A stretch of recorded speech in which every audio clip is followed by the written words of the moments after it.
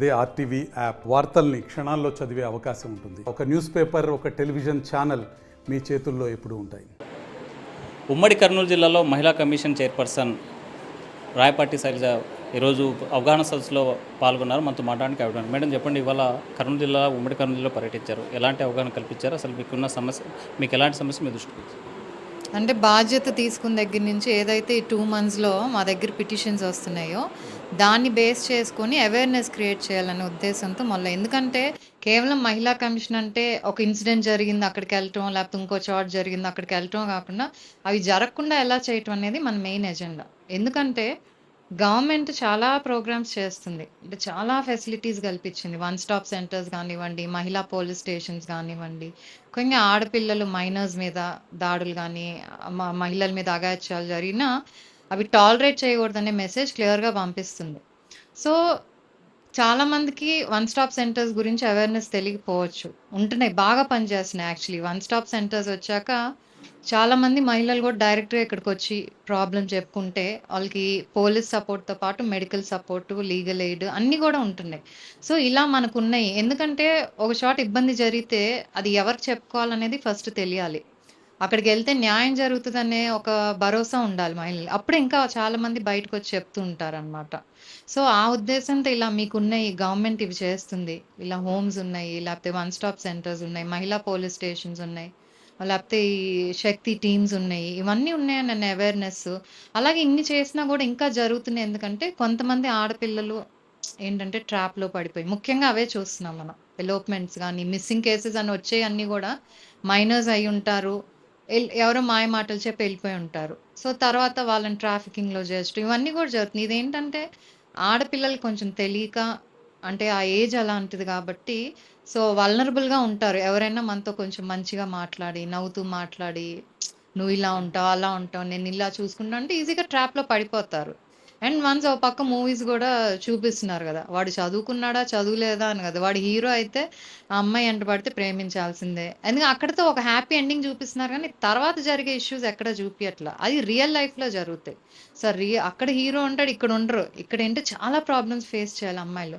So ఇవన్నీ కూడా especially college గర్ల్స్కి లేకపోతే మైనర్స్కి చెప్పి ఇది ఇలా ఉంటుంది, సో మీరు చాలా జాగ్రత్తగా ఉండాలి. ఈ age is only for studying. ఏదున్నా మీకు ఎవరు ఇబ్బంది పెడుతున్నా, ఏదో కాలేజ్లో ఇబ్బంది పెడుతున్నా లేకపోతే బయట ఇబ్బంది పెడుతున్నా, ఇలా వీళ్ళంతా ఉన్నారని ఒక మెసేజ్ మేము తీసుకెళ్లాలని చూస్తున్నాం. ఈ 1-stop సెంటర్స్ ఏవైతే ఉన్నాయో సబ్సెంట్గా సిబ్బంది లేక ఇబ్బంది పడేటువంటి పరిస్థితులు ఉన్నాయి. ఏదైనా జరిగితే రూట్ లెవెల్కి వెళ్ళడానికి సబ్సెంట్గా సౌకర్యాలు ఉన్నాయి? డెఫినెట్లీ ఉన్నాయండి. మేము ఇప్పుడు విజిట్ చేసిన 1-stop సెంటర్స్ కూడా they are all fully staff. మేము ఫస్ట్ అదే అడుగుతాం, మీకు ఎవరైతే స్టాఫ్ మెంబర్స్ని ఇచ్చారో, పోస్టులు ఇచ్చారో, అవి వేకెంట్గా ఉన్నాయా, ఫుల్ అయినాయా అని. ఎందుకంటే కేవలం వీళ్ళే కదా, ఇఫ్ దే నీడ్ హెల్ప్ పోలీసులు హెల్ప్ తీసుకుంటారు. ఇక్కడ కేవలం 1-stop సెంటర్స్ అంటే మీరు ఇక్కడ పోస్టెడ్ అండి, సో షీఈ్ హియర్, నైట్ ఇంకొకళ్ళు వస్తారు కదా, 24 మీరే కంటిన్యూ సో ఉంటారు. అలాగే బట్ 24/7 ఇక్కడ ఎవరో ఒకళ్ళు ఉంటారు, ఒక స్టాఫ్ అంటూ అనేది ఉంటారు ఇక్కడ. సో సెక్యూరిటీ ఉంటుంది. ఇప్పుడు నేను ఇక్కడ 3 విక్టిమ్స్ ఉన్నారు. సో ఎక్కడ ఒకటి నైట్ వచ్చింది, నైట్ టైం కూడా వాళ్ళు ఎక్కడికి వెళ్ళాలో షటిల్తో వెళ్ళినప్పుడు దిస్ ద ఫస్ట్ స్టాప్ అనమాట. ఇక్కడ ఓన్లీ విమెన్ టీమ్ ఉంటారు కాబట్టి సేఫ్ అండ్ సెక్యూర్గా ఉంటారు కాబట్టి ఇక్కడ వాళ్ళకి టెంపరీ షెల్టర్ ఇచ్చి తర్వాత వాళ్ళని ఏం చేయాలి, ఏదో ఫ్యామిలీతో వాళ్ళు విల్లింగ్ అయితే వాళ్ళని కలపటం కాదు, మేము వెళ్ళము అంటే ఎంత కౌన్సిలింగ్ చేసినా వినకపోతే నెక్స్ట్ హోమ్స్కి ట్రాన్స్ఫర్ చేసి అక్కడి నుంచి వాళ్ళకి అట్లీస్ట్ వాళ్ళు సెల్ఫ్ సఫిషియెంట్గా వాళ్ళ కాళ్ళ మీద వాళ్ళు నిలబడేటట్టు, నెక్స్ట్ అంటే వాళ్ళకి ఒక లైఫ్ అంటూ వాళ్ళ కాళ్ళ మీద నిలబెడి చేయాలి. సో ఈ ప్రాసెస్ అంతా జరుగుతూ ఉంటుంది అనమాట. సో అదే అంటున్నా, ఇన్ని ఫెసిలిటీస్ ఉన్నా కూడా ఇంకా జరుగుతుందంటే కొంచెం అవేర్నెస్ లోపం అవ్వచ్చు, లేకపోతే ఆడపిల్లలు ఈజీగా ట్రాప్లో పడిపోవటం, ఇవన్నీ జరుగుతూ ఉంటాయి. ఆడపిల్లలు ట్రాప్లో పడిపోతున్నారు అనేది ఒక అంశం. అంటే సినిమాల్లో అబ్యూజ్డ్ కంటెంట్ చూపిస్తూ ద్వంద్వార్థాలు మాట్లాడుతూ దీన్ని సెన్సార్కి ఏమన్నా మీరు రెఫర్ చేయబోతున్న మహిళల పట్ల డ్యాన్స్ వేసేటువంటి నృత్యాల్లో కానీ ఆ మధ్యకాలంలో కూడా కొంత సీరియస్ అయినటువంటి అంశం ఉంది. దీని మీద ఎలాంటి రెఫరెన్స్ చేయబోతుంది? ఇప్పుడు చాలా జరిగే ఇష్యూస్ కూడా కొంచెం మూవీస్ ఇన్ఫ్లుయెన్స్ ఉంటుందండి. ఎందుకంటే మూవీస్లో వాళ్ళు ఏంటంటే చాలా చూపిస్తూ ఉంటారు, అక్కడ ఏంటంటే అంత హ్యాపీ ఎండింగ్సే ఉంటాయి ఇందా నేను అన్నట్టు, కానీ రియల్ లైఫ్లో అది లేదు. సో చాలా మంది అవి చూసి మోసపోతుంటారు. లేకపోతే సోషల్ మీడియాలో ఇప్పుడు ప్రతి ఒక్కళ్ళు ఏంటి, ఇప్పుడు జరిగే ఇష్యూస్ అన్నీ కూడా సోషల్ మీడియాలో పరిచయాలు, లేకపోతే వాట్సాప్లో పరిచయాలు, అవతల వ్యక్తి అబ్బాయి అమ్మాయి ముందు తెలియదు, అమ్మాయిలానే వాళ్ళు పరిచయం అయ్యి దిల్ స్టార్ట్ ఫ్రెండ్షిప్, తర్వాత ఫొటోస్ షేర్ చేయటం, వీడియోస్ షేర్ చేయటం, అప్పుడు వాడు అసలు రంగు బయటపెట్టి ఈ అమ్మాయిని బెదిరియటం, ఇవన్నీ కూడా జరుగుతున్నాయి. సైబర్ క్రైమ్స్ అనేది చాలా ఎక్కువైపోయి ఆడపిల్లలకి అటు ముందుకు వెళ్ళలేరు వెనక్కి వెళ్ళలేరు, పరిస్థితి. కొంతమంది ఏంటంటే భరించలేక టార్చర్, సూసైడల్ టెండెన్సీస్. సో వీటన్నిటి మీద అవేర్‌నెస్ ఈవెన్ సినిమాలు తీసేవాళ్ళు కూడా చాలా రెస్పాన్సిబుల్‌గా ఏదో నువ్వు స్టోరీ కోసం హిట్ చేస్తూ ఉంటే బట్ అది చాలా మంది మీద ఎఫెక్ట్ చూపిస్తూ ఉంటది మూవీస్. ఇప్పుడు వచ్చే మూవీస్ ఏంటంటే కూడా విలన్స్‌ని హీరోస్‌లా చూయించేసి అలాంటి ఒకలాంటిది ఎంకరేజ్ చేస్తూ ఉన్నారు. సో ఇవన్నీ కూడా will have a negative effect on the public. ఒకవేళ గవర్నమెంట్ ఎన్ని చూసినా ఇన్ని ఇన్‌ఫ్లుయెన్సెస్ ఉంటే కష్టం కదండీ. గవర్నమెంట్ తన ప్రయత్నం తను చేస్తుంది. కానీ మిగతా వాళ్ళు కూడా ఒక సోషల్ రెస్పాన్సిబిలిటీ తీసుకొని ఇలాంటి సినిమాలు చేయకూడదు. డెఫినెట్‌లీ దాని మీద ఎందుకంటే ఇప్పుడు అండ్ సోషల్ మీడియాలో ఇప్పుడు ఎవరికి ఇష్టం వచ్చినట్టు కూడా మాట్లాడుతున్నారు. విమెన్ అగెయిన్స్ట్ విమెన్ చాలా అబ్యూజివ్ లాంగ్వేజ్ ఇవన్నీ కూడా ఆపాలి, అరికట్టాలి. దీనికి ఒక హై లెవెల్ నుంచి వర్కౌట్ చేసుకుంటూ రావాలి. అంటే కడప జిల్లాలో బాలిక చిన్న 4 ఏళ్ల చిన్నారి మీద అఘాయిత్యం చేసి హత్య చేసినటువంటి ఘటన కావచ్చు, లేకపోతే ఇప్పుడు వైష్ణవి ఇష్యూ జరుగుతున్నటువంటి పరిణామం కావచ్చు, గండికోటకు సంబంధించి ఇలాంటి ఇష్యూస్ని ఎలా చూడాలి? ఇప్పుడు గండికోట ఇష్యూ వెరీ అన్ఫార్చునేట్ అండి. అమ్మాయి మైనర్, అదే కాలనీలో పాప చదువుకుంటుంది, కాలేజ్కి వెళ్తుంది. బట్ ఎవరైతే ఒక అబ్బాయితో పరిచయం ఉందో ఆ అబ్బాయి చదువుకోవట్లేదు అనుకో సంభవం. ఎందుకు అమ్మాయిలు చదువుకున్న వాళ్ళు కూడా కొంచెం ఈ తెలివి తక్కువ పనులు చేస్తూ ఉంటారు. ఆ అవేర్నెస్ భాగంలోనే మేము చెప్తుంది. ఇవన్నీ కూడా మేము రియల్ ఇన్సిడెంట్స్ చూస్తుంటాం వాళ్ళు చెప్పటం. సో ఇప్పుడు ఏముంది, ఆ అమ్మాయి లైఫ్ అది ఒక పరువు ఇదిగా భావించి బ్రదర్సే అలా చేయటం. సో అక్కడ అమ్మాయి లైఫ్ ఎండ్ అయిపోయింది. ఇలా జరుగుతాయనే ఇన్సిడెంట్స్ మనం జరుగుతున్నాయి తీసుకెళ్ళి అదే అంటున్నా, ప్రతిదీ ప్రభుత్వం చేయలేదండి. ప్రభుత్వం చాలా ఫెసిలిటీస్ అన్నీ చేస్తుంది. కానీ ఆడపిల్లలు కూడా అవేర్‌గా ఉండాలి, కాన్షియస్‌గా ఉండాలి. అంటే కొంచెం ఒక ఏజ్‌లో మనకి పేరెంట్స్ చెప్పినా కూడా నచ్చదు. ఎందుకంటే ఫ్రెండ్స్ చెప్తుంటారు, లేకపోతే ఓహో ఇక్కడ బానే ఉంది కదా, వాళ్ళ లైఫ్ బానే ఉంది కదా, ఇవన్నీ అవి చూసి కూడా ఇన్‌ఫ్లుయెన్స్ అవుతూ ఉంటారు.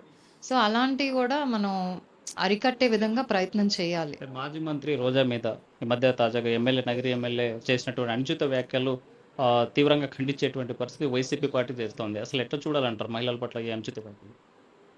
ఈ ఏదైతే రాజకీయాల్లోకి మహిళల్ని తీసుకొచ్చి మాట్లాడటం అనేది కల్చర్ గత ప్రభుత్వం నుంచి మొదలవుతుంది. అది ఇంకా కంటిన్యూ అవుతుంది. అది చాలా దురదృష్టం. ఎందుకంటే మనం ముందు ఇనిషియేట్ చేసి రెచ్చగొట్టి మళ్ళీ అవతలాలు ఏదో అన్నారని మళ్ళీ దాన్ని ఒక పెద్ద ఇష్యూ చేసి తీసుకురావటం అనేది అసలు ఈ కల్చరే మంచిది కాదు. ఎందుకంటే ఇవన్నీ కూడా ఒకప్పుడు టీవీలో వచ్చాయి. ఇప్పుడు ఏంటంటే ప్రతి ఒక్కరు కూడా ఫోన్లో చూస్తున్నారు. ఆడపిల్లలు చూస్తున్నారు, మగపిల్లలు చూస్తున్నారు. ఇదేంటంటే ఇదొక ఓహో మనం ఇలా మాట్లాడొచ్చు, మాట్లాడినా మన మీద ఏమి ఉండదు యాక్షన్ అనేది ఒక మెసేజ్ పబ్లిక్లోకి వెళ్ళిపోతుంది. సో డెఫినెట్లీ ఇలాంటి అరికట్టాలి. యాక్షన్ అనేది తప్పకుండా, అది ఎవరైనా సరే. మీరు రాజకీయంగా ఉంటే రాజకీయ విమర్శలు చేసుకోండి, ఏమన్నా చేసుకోండి. కానీ అవతల రెచ్చగొట్టినా సరే మనం కొంచెం సమన్వయంతో పాటించి ఒక మంచి ఎగ్జాంపుల్ సెట్ చేయాలి ఇప్పుడున్న నాయకులు కానీ ఎవరన్నా. అదే ఈ జిల్లాలో జరిగినటువంటి 2 హత్య ఘటనలకు సంబంధించి ఒకటి ప్రతిభాయ్ తల్లి ఇప్పటికీ న్యాయం జరగలేదని రోడ్డెక్కేటువంటి పరిస్థితి. మరోవైపు స్వయంగా యువగలం పాదయాత్ర లోకేష్ ఎర్రబాడు హజీరాను పరామర్శించి న్యాయం చేస్తాం. ఇప్పటివరకు ఈ కేసుల మీద ఏమన్నా మీ దృష్టికి తెచ్చి ఏమన్నా చేయబోతున్నారా? ఎలాంటి యాక్షన్? ఈ కేసెస్ అయితే నా దృష్టికి రాలేదండి. పొద్దున యాక్చువల్లీ మాకొచ్చే కర్నూలు నుంచి యాక్చువల్గా అయితే మేము న్యూస్లో చూసినాయి, కానీ అట్లీస్ట్ నేను చైర్ మీదకి ఎక్కాక నేనేం చూడలేదు. మాకు వచ్చే డైరెక్ట్ పిటిషన్స్ ఏవైతే ఉంటాయో కర్నూలు నుంచి వచ్చినాయి. అది కొంచెం హెరాస్మెంట్ కావచ్చు, లేకపోతే సైబర్ క్రైమ్ కావచ్చు, డీవీసీస్ అలాంటి వచ్చినాయి పిటిషన్స్. మాకు మార్నింగే కొంతమంది లేడీస్ ఐద్వా తరపున వచ్చి రీప్రజెంటేషన్ ఇచ్చారు, ఒక 5-6 కేసెస్. సో ఆ ఇన్ఫర్మేషన్ ఏంటి కనుక్కోమని ఇక్కడ టీమ్కి చెప్పాను. So once I have the team definitely will follow it up. So ఫైనల్గా కర్నూలు జిల్లాలో జరిగేటువంటి బాల్య వివాహాలు కావచ్చు, అత్యాచారాలకు సంబంధించి దీని మీద ఏం మెసేజ్ ఇవ్వాలి? బాల్య వివాహాలు అనేది చాలా వరకు కూడా అరికట్టగలుగుతున్నాం అండి. కాకపోతే కొంతమంది ఏంటంటే వాళ్ళ సాంప్రదాయం అనో వాళ్ళు ఇదనో కొంచెం రెసిస్టెన్స్ చూపిస్తున్నారు. అయినా అప్పటికి కూడా చాలా మంది అవేర్నెస్, ఎందుకంటే ఎవరైతే ఇక్కడ ఓఎస్సీ వాళ్ళు కానివ్వండి, లేకపోతే చైల్డ్ సిడిపిఓస్ కానివ్వండి, ఐసిడిఎస్ కానీ వీళ్ళంతా కూడా అవేర్నెస్ ప్రోగ్రామ్స్ చేసి ఏదైతే చైల్డ్ హెల్ప్ లైన్ ఉందో 1098 ఇదంతా కూడా తీసుకెళ్లి చైల్డ్ మ్యారేజెస్ జరిగితే ఈ నంబర్ చేయండి అని చెప్తున్నారు. దానివల్ల చాలా కాల్స్ వస్తున్నాయి. పొద్దున్న కర్నూలులో మాట్లాడినా, ఇక్కడ మాట్లాడినా వాళ్ళు ఎన్ని ఆపింది అది కూడా చెప్తున్నారు. కాకపోతే ఇంకేంటంటే పేరెంట్స్లో రావాలి. ఎందుకంటే కొంతమంది మా ట్రెడిషన్స్ లేకపోతే మా సాంప్రదాయం అంటే కొంచెం ట్రైబల్స్ వాళ్ళని మోటివేట్ చేసి మార్చడం అనేది ఇట్ టేక్స్ టైం. కానీ అవేర్నెస్ అనేది అయితే వచ్చింది. సో డెఫినెట్లీ దాన్ని ఇంకా ముందు తీసుకెళ్ళి పెద్ద ఎత్తున చేయాలి. Thank you. మహిళలపైన అత్యాచార అఘాయిత్యాలు జరగడానికి ప్రధానమైన కారణం సినిమాల ప్రభావం ఉంది. దీంతోపాటు టీనేజ్లో ఉన్నటువంటి అమ్మాయిలు ఇన్ఫ్లుయెన్స్ అవుతున్నారు కాబట్టి ఈ అత్యాచారాలు అఘాయిత్యాలు జరిగేటువంటి పరిస్థితి. సో కర్నూలు జిల్లాలో జరిగేటువంటి బాల్య వివాహాలపైన అవేర్నెస్ ప్రోగ్రామ్స్ ఇంకా పెంచేటువంటి కార్యక్రమం చేపడతామని శైలజ చెప్పేటువంటి పరిస్థితి. విడుదల చంద్రశేఖర్తో హుస్సేన్ నాటి కర్నూలు. మరిన్ని వీడియోస్ కోసం ఛానల్ ని సబ్స్క్రైబ్ చేయండి. లేటెస్ట్ అప్డేట్స్ కోసం వాట్సాప్ ఛానల్ ని ఫాలో చేయండి. అండ్ లింక్ డిస్క్రిప్షన్ లో ఉంది.